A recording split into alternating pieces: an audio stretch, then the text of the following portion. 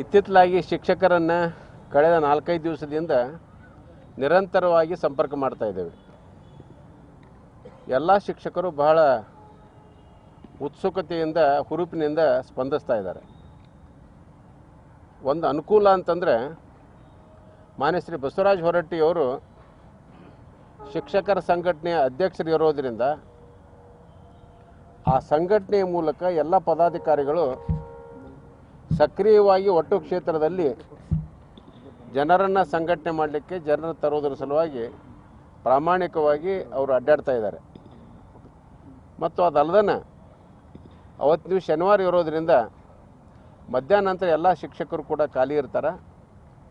ದಿನನಿತ್ಯ ಅವ್ರ ಚಟುವಟಿಕೆಯೂ ಕೂಡ ಏನು ತೊಂದರೆ ಆಗೋದಿಲ್ಲ. ನಾವು ಭಾಳ ವಿಚಾರ ಮಾಡಿದ್ವಿ, ಕ್ಲಾಸ್ ಸಸ್ಪೆಂಡ್ ಮಾಡಿ ಬರೋದ್ರಿಂದ ವಿದ್ಯಾರ್ಥಿಗಳಿಗೆ ತೊಂದರೆ ಆಗುತ್ತೆ ಅಂತ ನಾವು ವಿಚಾರ ಮಾಡಿದ್ವಿ.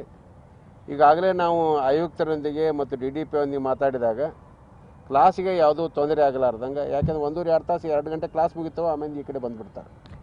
ಇದು ಒಂದು ಭಾಗ. ಎರಡನೇದ್ದು, ಕರ್ನಾಟಕ ಯೂನಿವರ್ಸಿಟಿಯಲ್ಲಿ ಅವರು ಸಿಂಡಿಕೇಟ್ ಸದಸ್ಯರಾಗಿ, ಸಿನೆಟ್ ಸದಸ್ಯರಾಗಿ, ಸುಮಾರು 4 ಸಲ ಸಿನೆಟ್ ಸಿಂಡಿಕೇಟ್ ಸದಸ್ಯರಾಗಿ ಅತ್ಯುತ್ತಮವಾದ ಕೆಲಸವನ್ನು ಮಾಡಿದ್ದಾರೆ. ಯೂನಿವರ್ಸಿಟಿ ಮಟ್ಟದಲ್ಲಿ ಸಹಿತವಾಗಿ ಭಾಳಷ್ಟು ಶಿಕ್ಷಕರು ಭಾಳ ಉತ್ಸುಕತೆಯಿಂದ ಬರ್ತಾ ಇದ್ದಾರೆ. ಅಲ್ಲಿ ನಾನ್ ಟೀಚಿಂಗ್ ಸ್ಟಾಫ್ ಬಹಳ ಮಹತ್ವದ ವಿಷಯ ಅಂತಂತಂದ್ರೆ 1990ನೇ ಇಸ್ವಿಯೊಳಗೆ ದಿನಗೂಲಿ ನೌಕರದಾರರು ಇಡೀ ಕರ್ನಾಟಕ ರಾಜ್ಯದಲ್ಲಿ ಕಾಯಂ ಆದರು. ಅದು ಕರ್ನಾಟಕ ವಿಶ್ವವಿದ್ಯಾಲಯ ಆಗಿರಲಿಲ್ಲ. ಮಾನ್ಯ ಶ್ರೀ ಬಸವರಾಜ ಹೊರಟ್ಟಿಯವರು ಆ ಸಂದರ್ಭದಲ್ಲಿ ಸಿಂಡಿಕೇಟ್ ಸದಸ್ಯರಾಗಿದ್ದರು. ಅಲ್ಲೇ ದಿನಗೂಲಿ ಮ್ಯಾಗ ಕೆಲಸ ಮಾಡುವಂಥವ್ರು ಎಲ್ಲರನ್ನೂ ಕೂಡ ಪರ್ಮನೆಂಟ್ ಮಾಡಿದಂಥವ್ರು ಯಾರು ಅಂತ ಕೂಡ ಬಸವರಾಜ ಹೊರಟ್ಟಿಯವರು.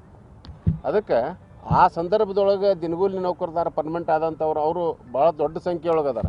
ಅವರು ಸಹಿತವಾಗಿ ಸಂಘಟಿತರಾಗಿ ಬರ್ತಾ ಇದ್ದಾರೆ. ಅಂದರೆ ನಿಮ್ಗೆ ಹೇಳೋದು, ಟೀಚಿಂಗು ಮತ್ತು ನಾನ್ ಟೀಚಿಂಗ್ ಸ್ಟಾಫು ಸಹಿತವಾಗಿ ಇದರ ಸಕ್ರಿಯವಾಗಿ ಭಾಗವಹಿಸಿ ಈ ಒಂದು ಏನು ಅಭಿನಂದನಾ ಸಮಾರಂಭಕ್ಕೆ ಬರ್ತಾ ಇದ್ದಾರೆ. ಅಭಿನಂದನಾ ಸಮಾರಂಭ ಹೊರಟ್ಟಿ ಅನ್ನೋದಕ್ಕಿಂತ ಶಿಕ್ಷಕರೇ ಅಭಿನಂದನಾ ಸಮಾರಂಭ ಅನ್ನೋಂಗೆ ಅವರೆಲ್ಲ ಬರ್ತಾ ಇದ್ದಾರೆ ಅನ್ನೋದು ಭಾಳ ಸಂತೋಷದ ಸಂಗತಿ.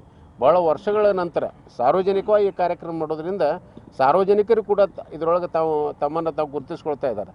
ಕಾರಣ ಅಂತಂದ್ರೆ ಹೊರಟ್ಟಿಯವರು ಬರೀ ಶಿಕ್ಷಕರ ಸಮುದಾಯಕ್ಕೆ ಸಹಾಯ ಮಾಡಿಲ್ಲ, ಶಿಕ್ಷಕರನ್ನ ಹೊರತುಪಡಿಸಿ ಬೇರೆದವರು ಕೂಡ ಸಹಾಯ ಮಾಡಿರೋದ್ರಿಂದ ಅವರೂ ಸಹಿತವಾಗಿ ಶಿಕ್ಷಕರು ಒಂದುಗೂಡಿ ಕೆಲಸ ಮಾಡ್ತಾಯಿದೆ. ಅವರು ಕೂಡ ಬರ್ತಾ ಇದ್ದಾರೆ. ಪ್ರತಿಯೊಬ್ಬರು ಅವರವರೇ ಜವಾಬ್ದಾರಿ ತೆಗೆದುಕೊಂಡಿದ್ದಾರೆ.